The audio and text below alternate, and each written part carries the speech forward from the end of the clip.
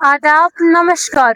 जब भी हम स्ट्रेट ऑफ हार्मस के बारे में सुनते हैं तो लोग अक्सर ये कहते हैं ये सिर्फ अमेरिका और इजराइल की वजह से हो रहा है, लेकिन जब इस कहानी को हम ध्यान से देखें तो समझ आता है ये कहानी इतनी सीधी नहीं है। सबसे पहले समझते हैं इस जगह को।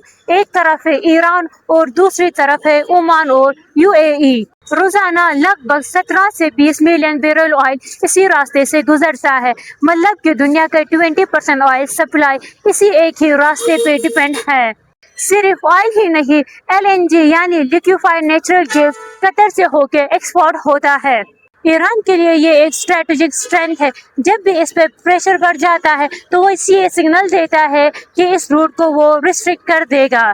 के लिए ये पावर का सवाल नहीं बल्कि सिक्योरिटी और सर्वाइवल का हिस्सा भी है। और दूसरी तरफ है यूनाइटेड स्टेट, जो यहाँ नेवल प्रेजेंस रखता है ताकि ग्लोबल ऑयल सप्लाई सिक्योर रहे।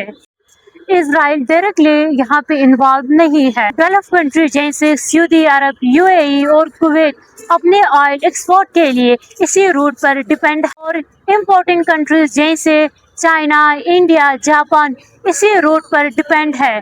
इनके लिए ये रूट एक एनर्जी सप्लाई का मेन गेटवे है जो मिडिल ईस्ट से आता है, यानी वो स्ट्रेट ऑफ हार्मस से गुजरता हुआ आता है।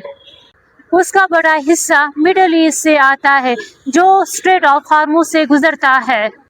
और जब भी यहाँ कॉन्फ्लिक्ट स्टार्ट होता है उसकी वजह से पेट्रोल और ऑयल महंगा हो जाता है और उसकी वजह से ट्रांसपोर्ट कॉस्ट भी बढ़ जाते हैं और धीरे धीरे महंगाई हर घर तक पहुँच जाती है। तो स्ट्रेट ऑफ हार्मस एक जगह नहीं, ये एक चौक पॉइंट। स्ट्रेट ऑफ हार्मस एक रास्ता है पर उस पे चलती है सारी दुनिया की जरूरत।